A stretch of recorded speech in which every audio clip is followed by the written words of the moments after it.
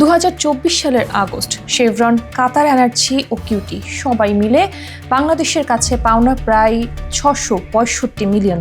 LNG আমদানিতে বকেয়ার পাহাড় জমে, দেশের ভাবমূর্তি প্রশ্নবিদ্ধ।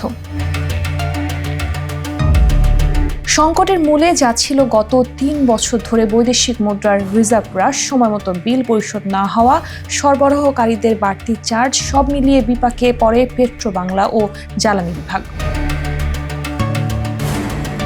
বদলের শুরু নতুন অন্তর্বর্তীকালীন সরকার দায়িত্ব নেওয়ার পরপরই আমদানি বিল পরিশোধকে দেয় অগ্রাধিকার।